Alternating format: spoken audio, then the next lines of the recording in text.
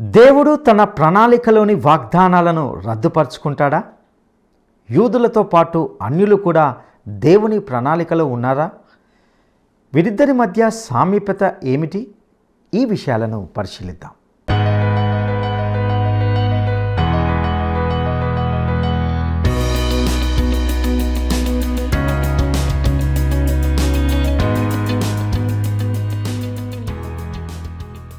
క్రీస్తునందు ప్రియమైన ప్రేమధార టీవీ వీక్షకులందరికీ మన ప్రభువును రక్షకుడైన యేసు క్రీస్తు ఘనమైన నామంలో శుభములు తెలియజేస్తున్నాం. నేటి మన ధ్యాన భాగంగా రోమా పత్రిక 11వ అధ్యాయము 1 నుండి 18 వరకు ధ్యానించుకోబోతున్నాం. దేవుడు యూదుల విషయంలో గొప్ప ప్రణాళిక కలిగి ఉన్నాడు. ఆయన వారికి తన కృపను, రక్షణను, నీతిని కలగజేశాడు. కానీ అనేకులు విశ్వాసంతో స్పందించలేదు. ఔదార్యంతో కూడిన దేవుని వరాలను వారు నిరాకరించారు. వారి రక్షణ విషయమై దేవుని ప్రణాళిక విఫలమైనట్లు అనిపించవచ్చు, కానీ దేవుడు తన చిత్తాన్ని తప్పక జరిగిస్తాడు. యూదుల భవిష్యత్తు కోసం దేవుడు అద్భుతమైన ప్రణాళికను కలిగి ఉన్నాడు. అవిశ్వాసం యొక్క ప్రభావాలను గురించి పౌలు ఇప్పటికే మాట్లాడాడు. ఇశ్రాయేలు ప్రజలు అవిశ్వాసులుగా మిగిలిపోయారు, కానీ దేవుని ప్రణాళికను, సంఘ విస్తరణను వారు ఆపలేకపోయారు. వారి విషయమై దేవుడు ఒక ప్రణాళిక కలిగి ఉన్నాడు. ఆయన వారికి సమయం ఇస్తున్నాడు, కానీ వారు క్రీస్తును అంగీకరించకపోవడం వలన తమ పాపమునకు తగిన శిక్షను అనుభవిస్తున్నారు. యూదుల్లో శేషించిన వారు దేవుని ఏర్పాటులో ప్రవేశిస్తారు. యూదులతో తన సంబంధాన్ని దేవుడు ముగించలేదని పౌలు 2 ఉదాహరణలతో చూపించాడు. ఆ విషయాలను నేటి ఈ పాఠంలో మనము గమనిద్దామా? ప్రియ శ్రోతలు, మీ బైబిళ్ళు తెరవండి. మన పాఠం రోమా పత్రిక 11వ అధ్యాయం 1 నుండి 18వ వచనం వరకు వినండి. ఇశ్రాయేలు శేషిత ప్రజ రక్షించబడతారు. అధిక సంఖ్యాకులకు ఆధ్యాత్మిక అంధకారం దాపురించింది. ఇశ్రాయేలును ఒక జాతిగా దేవుడు కొంతకాలం అలా ప్రక్కగా పెట్టేశాడు. ఇశ్రాయేలుకు గొప్ప పునరుద్ధరణ సమయం రానై ఉన్నది. దానికి గల కారణాలేవో అపొస్తలుడైన పౌలు చూపుతున్నాడు. లేఖనానుసారమైన వివరణను పౌలు ప్రకటిస్తున్నాడు. దేవునికి ఇశ్రాయేలుతో భవిష్యత్ కార్యక్రమం ఎంతో ఉంది. 9వ అధ్యాయంలో గత చరిత్రను పౌలు సమీక్షించాడు. 10వ అధ్యాయంలో దేవుడు ఇశ్రాయేలుకు ఇప్పుడు ఏమి చేస్తున్నాడో అది చెప్పాడు. శేషిత ప్రజలు రక్షించబడతారు. శేషం అంటే కొద్దిమంది అనుకోకండి. లోకమంతటా ఇప్పుడు 15 మిలియన్లకు పైగా యూదులున్నారు, అనగా 1,50,00,000 మంది. వారిలో ఎందరో విశ్వాసులున్నారు.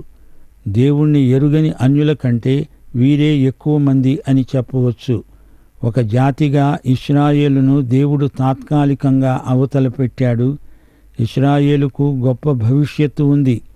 దేవుని వాగ్దానాలేమీ శాశ్వతంగా రద్దు కాలేదు. మిమ్మల్ని తలగా ఉంచుతానే కానీ మీరు తోకగా ఉండరు అన్నాడు దేవుడు.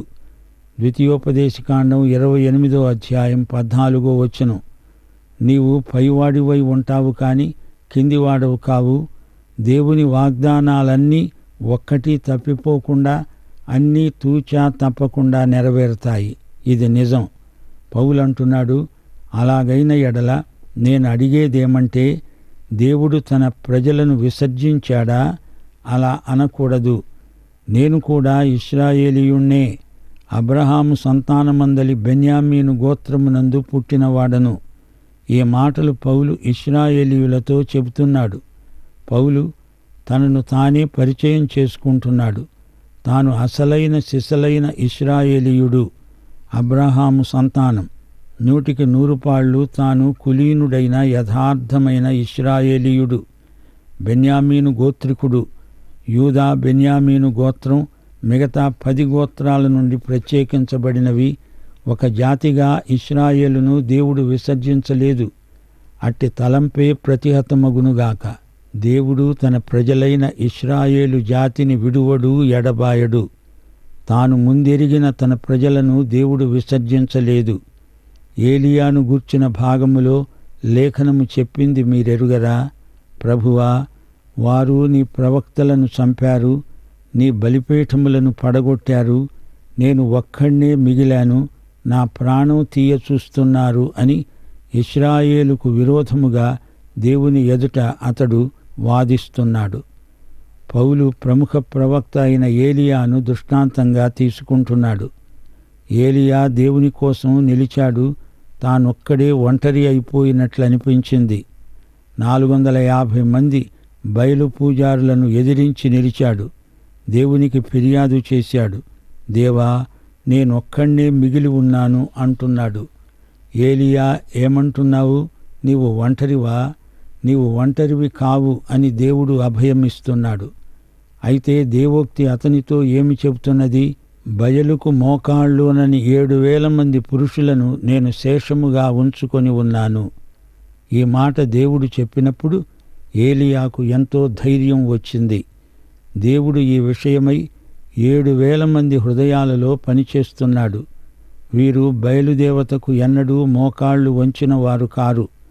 ఈ 7,000 మంది పురుషులు, వారి భార్యలను కూడా లెక్కిస్తే మొత్తం 14,000 మంది అవుతారు. అహాబు, యెజెబెలు పరిపాలనా కాలంలోనే 14,000 మంది నమ్మకమైన విశ్వాసులున్నారు. వీరే శేషం, శేషిత ప్రజ. ఉత్తర రాజ్యంలో ఇంతమంది రహస్య సాక్షులున్నారు. ఈ సంగతి ఏలియాకు దేవుడే స్వయంగా చెప్పే వరకు అతనికి ఇది తెలియదు. 5వ వచనం పౌలు అంటున్నాడు, అలాగుననే అప్పటి కాలమందు సైతం కృప యొక్క ఏర్పాటు చొప్పున శేషము మిగిలి ఉన్నది. దేవునికి ఇశ్రాయేలులో ఎల్లప్పుడూ ఎంతో కొంత శేషము ఉంటూనే ఉంది. ఈ రోజున క్రీస్తు వద్దకు వచ్చిన యూదులు ఆ శేషములో భాగం. ఇశ్రాయేలు శారీరకమైనంత మాత్రాన అది అసలు ఇశ్రాయేలు కాదు అని పౌలే మరో సందర్భంలో చెప్పాడు. అది కృపచేత అయిన ఎడల ఇక అది క్రియల మూలమైనది కాదు. కాని ఎడల కృప ఇక కృప కాదు. కృప ఏర్పాటు ప్రత్యక్షమైనది, అది క్రియల వల్ల కలిగిన ఏర్పాటు కాదు. కృప వేరు, క్రియలు వేరు. ఈ శేషములోని సాక్షులు క్రియల వల్ల కాదు, కృపచేతనే రక్షించబడిన వారు. క్రీస్తును అంగీకరించిన వారే నాటి నుండి నేటి వరకు రక్షిత ప్రజలు. వీరే శేషిత ప్రజలు. మరి క్రీస్తును అంగీకరించని వారి గతేమిటి? ఇశ్రాయేల్లో అధిక సంఖ్యాకులు కఠిన మనస్కులై ఉన్నారు. వారు దారి తప్పారు. తప్పిపోయిన తరువాత వారి హృదయం బండబారింది. అలాగైతే ఏమవుతుంది? ఇశ్రాయేలు వెతికేది ఏదో అది వారికి దొరకలేదు. ఏర్పాటు నొందిన వారికి అది దొరికింది.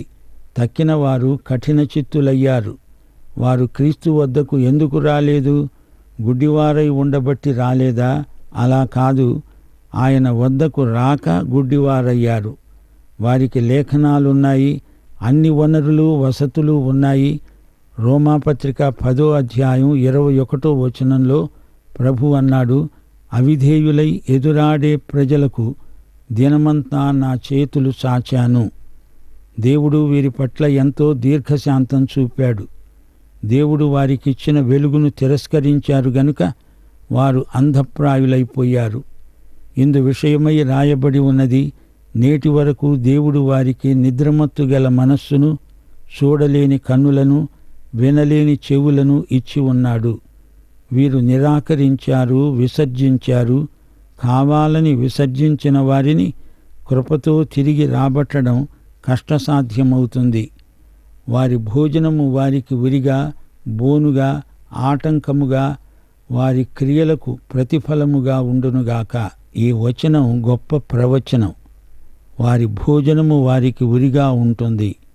వారు నిర్భయులై ఉన్నప్పుడు అది వారికి ఉరిగా ఉండునుగాక. ఇశ్రాయేలీయులు విందు భోజన ప్రియులు. దేవుడే వీరికి విందు చేస్తాడు. అన్యులలాగా వీరు దేవుణ్ణి విందుకు పిలవాల్సిన పని లేదు. దేవుడే వీరిని ఆహ్వానిస్తాడు. పస్కా విందు గొప్ప ఉదాహరణ. అయితే వీరు గర్వించారు. చివరికి వీరి విందు భోజనాలు వీరి పతనానికే దారితీశాయి. వీరు అన్యుల కంటే కనాకష్టమైపోయారు. శరీరానుసారమైన మనస్సు దేవునికి విరోధం. దేవుడు లేని భోజనాలు వీరికి ఉరిగా పరిణమిస్తాయి. అచ్చం ఇలాంటి పరిస్థితులే అనేక సంఘాలలో తారసిల్లుతున్నాయి. ప్రభువు శరీరమని వివేచింపక తిని త్రాగితే రోగులవుతారు. వారు చూడకుండా ఉండేటట్లు వారి కన్నులకు చీకటి కమ్మునుగాక. వారి వీపు ఎల్లప్పుడూ వంగిపోయేట్లు చెయ్యి అని దావీదు చెబుతున్నాడు. ప్రజలు చూడగలుగుతారనే కదా దేవుడు వెలుగిస్తాడు. అయితే వారి గుడ్డివారైనందున వెలుగును చూడలేకపోతున్నారు. వెలుగు వారు గుడ్డివారని రుజువు చేస్తోంది. ఎందరో విద్యాధికులు కూడా బైబిలు సందేశాన్ని గ్రహించలేకపోతున్నారు.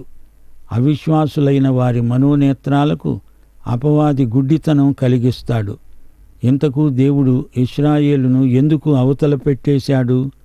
అన్యుల రక్షణ కొరకే దేవుడు అలా చేయవలసి వచ్చింది. 11వ వచనం పౌలు అంటున్నాడు, నేను అడిగేది ఏమంటే వారు పడిపోయేట్లుగా తొట్టిల్లారా? అలా అనకూడదు. వారికి రోషము పుట్టించడానికి వారి తొట్టిపాటు వలన అన్యులకు రక్షణ కలిగింది. ఇది ఇశ్రాయేలీయులు వేసిన తప్పటడుగు వల్ల అన్యులకు రక్షణ ప్రాప్తించిన విధానం. దీన్ని బట్టి ఇశ్రాయేలుకు రోషం పుట్టుకొచ్చింది. దేవుడు ఇశ్రాయేలును పూర్తిగా విసర్జించలేదు. ఇది తాత్కాలికం మాత్రమే. మేఘాలపై రారాజు యేసు రయముగా రానుండెను. మేఘాలపై రారాజు యేసు రయముగా రానుండెను. లోకమంతా ఒక దినమున లయమైపోవును, ఇది నిజము. సిద్ధపడుమా ఓ సంఘమా, సిద్ధపరచుము లోకమును. యేసుని వైపే చూచెదను, యేసుని వెలుగులో నడిచెదను. యేసుని కొరకే బ్రతికెదను, యేసుని ప్రేమను చాటెదను, యేసుని మహిమను పొందెదను.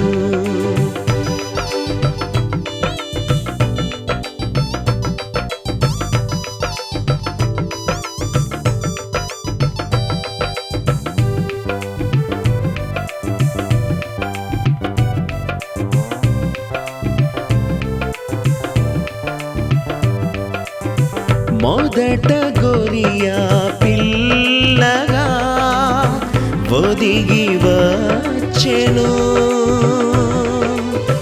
మొదట గొరియా పిల్లగా ఒదిగి వచ్చెను. కొదమ సింగముగా ఇప్పుడు అధికారముతో రానుండెను. కొదమ సింగముగా ఇప్పుడు అధికారముతో రానుండెను.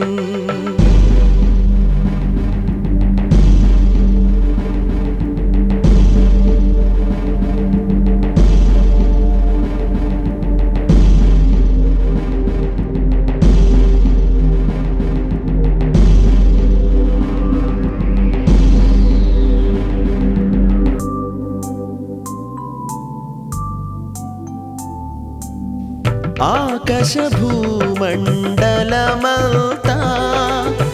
కరిగిపోవును. ఆకాశ భూమండలమంతా కరిగిపోవును. మిక్కుటమైన వేంద్రముతో ఈ పుడమి కాలిపోవును. మిక్కుటమైన వేంద్రముతో ఈ పుడమి కాలిపోవును.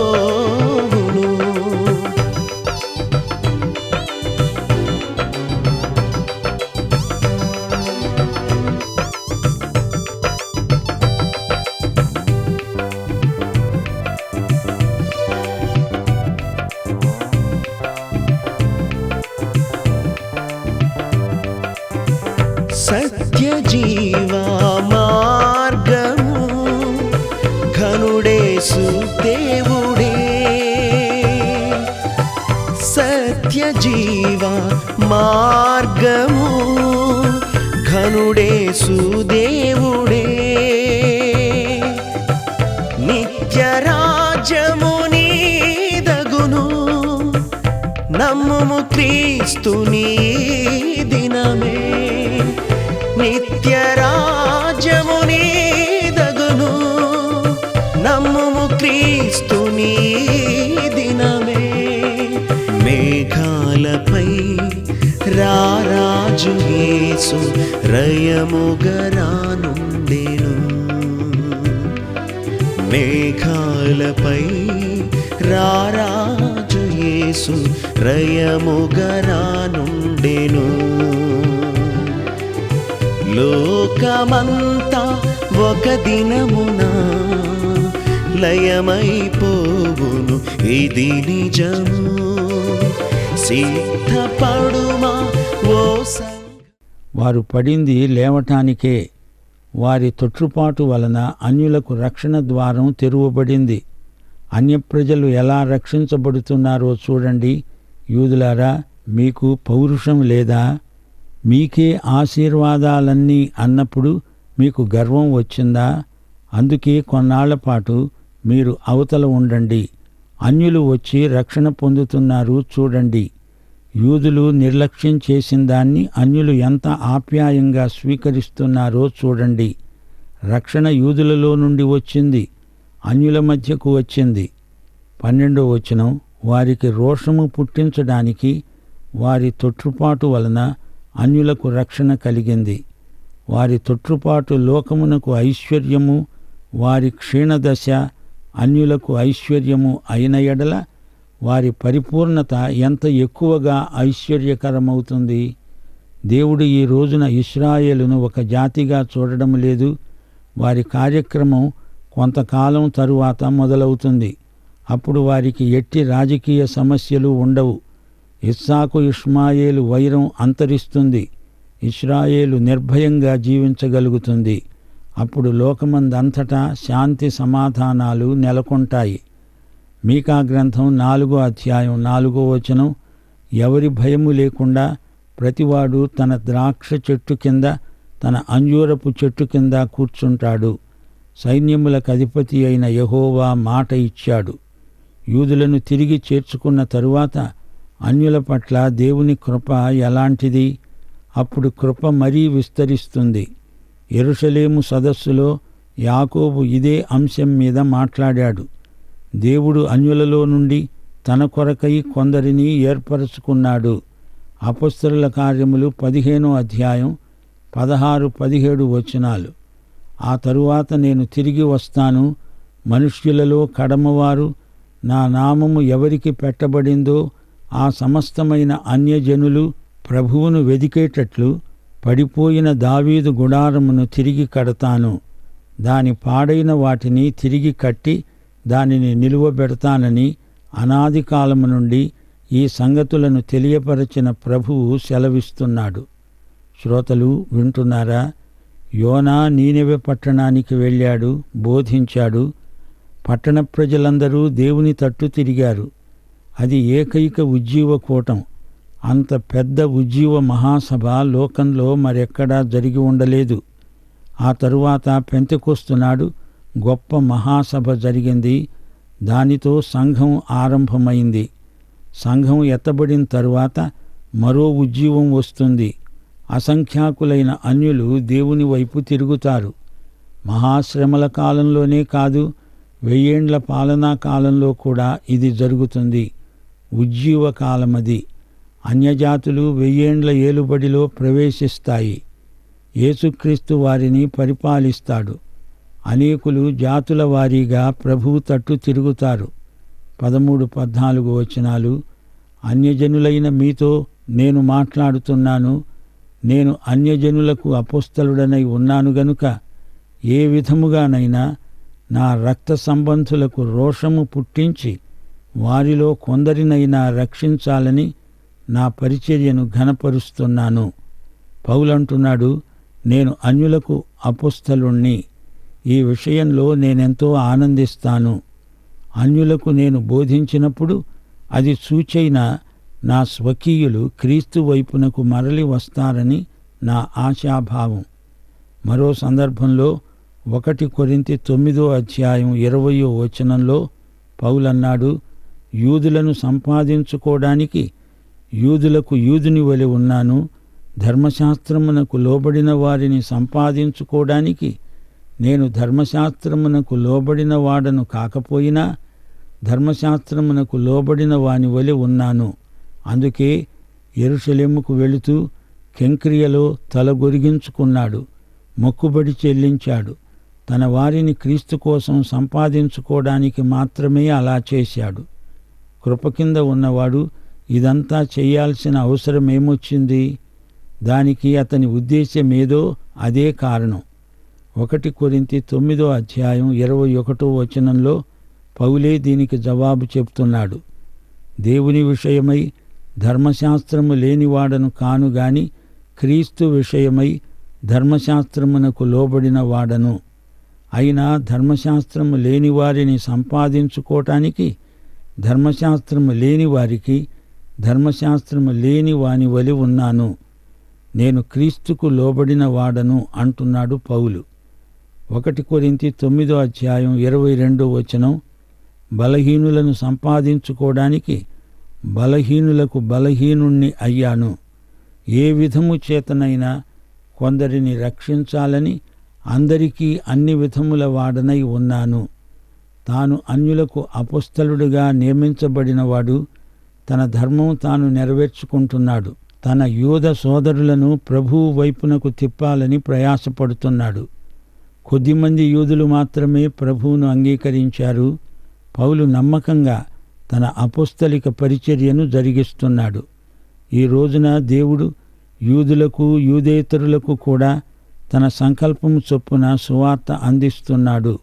వారు వీరు అందరూ ప్రభువుకు కావాలి. ఆయన ఎవరినీ విడువడు. ఏ పని కోసమై దేవుడు పౌలును పిలిచాడో ఆ పనియందు పౌలు ఎంతో నమ్మకమైన గృహ నిర్వాహకుడు. దేవుడు ఏ పని చేయడానికి మనల్ని పిలిచాడో ఆ పిలుపునకు మనం ప్రత్యేకించబడి ఉన్నాము. ప్రతి ఒక్కరికి పిలుపు నిశ్చయత ఉండాలి. 15 వారిని విసర్జించడము లోకాన్ని దేవునితో సమాధానపరచడము అయిన ఎడల వారిని చేర్చుకొనడము ఏమవుతుంది? మృతులు సజీవులైనట్లే అవుతుంది గదా. భవిష్యత్తులో ఏమి కాబోతోందో ఊహించటం అదో అనుభవం. మన భవిష్యత్తు మహోజ్వలమైనది. క్రీస్తు నెరగని వారి భవిష్యత్తు అంధకారబంధురం. మానవుని నాగరికత, మానవుని భౌతిక విజయాలు అన్నీ చివరికి ఏమవుతాయి? తలుచుకుంటే భయమేస్తుంది, నిద్రపట్టదు. అయితే మన దేవుడు సింహాసనాసీనుడు. ఆయన రెండోసారి వస్తాడు. అన్ని జటిల సమస్యలు వాటంతట అవే పరిష్కృతమవుతాయి. దేవుని బిడ్డల భవిష్యత్తు ఎంతో ఆశాజనకమైనది. హల్లెలూయా. ముద్దలో మొదటి పిడికెడు పరిశుద్ధమైనదైతే ముద్ద అంతా పరిశుద్ధమే. వేరు పరిశుద్ధమైనదైతే కొమ్మలు పరిశుద్ధములే. సంఖ్యాకాండం 15:21 అంటోంది, మీ తరతరములకు మీ మొదటి పిండి ముద్దలో నుండి ప్రతిష్టార్పణమును యెహోవాకు అర్పించాలి. మొదటి పిండి ముద్ద పవిత్రమైతే ముద్ద అంతా పవిత్రమైనట్లే. ప్రథమ ఫలము అన్నప్పుడు జాతికి మూలము అని అర్థమిస్తుంది. అబ్రహాము, ఇస్సాకు, యాకోబు వీరు జాతి పితరులు, మూల పురుషులు. ప్రతిష్ఠితము అంటే ప్రత్యేకించబడింది. మొదటి పిండి ముద్ద ప్రతిష్ఠితం. అబ్రహాము, ఇస్సాకు, యాకోబు ప్రతిష్ఠించబడిన వారు. వీరు పిండిలో మొదటి ముద్ద. గనుక జాతి అంతా ప్రతిష్ఠితం. జాతి యావత్తు దేవునికి ప్రతిష్ఠించబడింది. ఇశ్రాయేలు జాతితో దేవునికి ఇంకా ఎంతో పని ఉంది, కార్యక్రమం ఉంది. కొమ్మలలో కొన్ని విరిచివేయబడి అడవి ఒలీవ కొమ్మలై ఉన్న నీవు వాటి మధ్యన అంటుకట్టబడి ఒలీవ చెట్టు యొక్క సారవంతమైన వేరులో వాటితో కలిసి పాలు పొందిన ఎడల ఆ కొమ్మలపైన నీవు అతిశయించకు. గమనించాలి, ఇశ్రాయేలు జాతిని బట్టి మనకెన్నో ప్రయోజనాలు ప్రాప్తించాయి. ఇశ్రాయేలుతో పెట్టుకోకండి, వారి కోసం ప్రార్థన చెయ్యండి. ఒక జాతిగా ఇశ్రాయేలు లోకమంతటికి గొప్ప ఆశీర్వాదం కాబోతున్నది. ఇదిగో, నీవు అతిశయించావు అంటే వేరు నిన్ను భరిస్తున్నది గాని నీవు వేరును భరించటము లేదే. 18వ వచనం, ఆలివు చెట్టు ఇశ్రాయేలు జాతికి సంకేతం.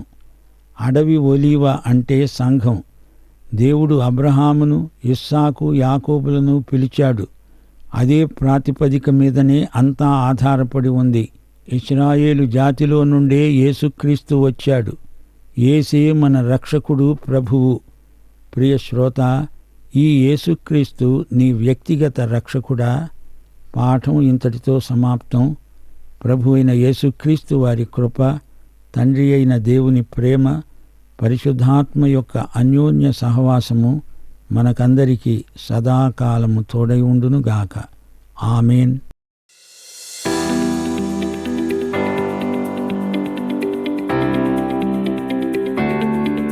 పౌలు ఏ గోత్రమునందు పుట్టినవాడు? పౌలు ఏ గోత్రమునందు పుట్టినవాడు? 1 యూదా గోత్రమునందు, 2 బెన్యామీను గోత్రమునందు, 3 రూబెను గోత్రమునందు. ఈ ప్రశ్నకు సరైన జవాబును ఈ వాట్సాప్ నంబరుకు పంపండి. మా వాట్సాప్ నంబర్ 9399952570. ప్రియులారా, ఇంతవరకు రోమాపత్రిక 11వ అధ్యాయము 1 నుండి 18 వరకు ధ్యానించుకున్నాం. దేవుడు ఇశ్రాయేలు ప్రజలను ప్రేమించి వారిని ఎన్నుకున్నాడు. వాస్తవానికి ఆయన ప్రేమకు వారు అర్హులు కారు. వారు తమ స్వంత క్రియల వలన రక్షణను పొందలేకపోయారు. అయినా దేవుడు వారిని క్రీస్తునందు రక్షించాడు. వారు రక్షణకు అర్హులైతే దేవుని కృప వారికి అవసరం లేదు. కానీ దేవుడు అయోగ్యులైన వారికి తన రక్షణ ఉచిత వరాన్ని అనుగ్రహించాడు. యేసును అంగీకరించే విషయంలో యూదులు 2 వర్గాలుగా చీలిపోయారు. ఒక వర్గం ప్రభువునందు విశ్వాసం కనపరిచింది. వారు దేవుడు ఎన్నుకున్న ప్రజలు. దేవుడు తన కృపను బట్టి వారిని రక్షించాడు. ఇక 2వ వర్గం ఆయనను విశ్వసించలేదు. దేవుడు యూదులను, అన్యులను ఐక్యపరిచాడు. క్రీస్తునందు అందరూ మారుమనసు పొందాలని దేవుని నిత్య సంకల్పం. అయితే ఇశ్రాయేలీయుల తొట్రుపాటు, తిరస్కరణ అన్యజనులకు వరమైంది. దేవుడు అన్యజనులకు రక్షణ అనుగ్రహించాడు. తమకు రావాల్సిన ఆశీర్వాదాలు అన్యులకు ఎలా అనుగ్రహించబడ్డాయో యూదులు చూస్తారు. వారు తమ తప్పు తెలుసుకుని దేవుని వైపు మొగ్గు చూపుతారు. యూదులు దేవుని వద్దకు తిరిగి రావడంతో విశ్వాసుల సంఖ్య పరిపూర్ణమవుతుంది. యూదులు, అన్యులు కలిసి సమిష్టిగా దేవుణ్ణి ఆరాధిస్తారు. పౌలు యూదుడైనప్పటికీ అతడు అన్యజనులకు అపోస్తులునిగా పనిచేశాడు. నీతి విశ్వాసం ద్వారా మాత్రమే అని అతడు అన్యులకు బోధిస్తున్నాడు. ప్రియ సహోదరుడా, సహోదరి, క్రీస్తునందు విశ్వాసం మాత్రమే మనలను నీతిమంతులనుగా చేస్తుంది. అట్టి కృప మనందరికీ దేవుడు దయచేయునుగాక. దైవాశీస్సులు.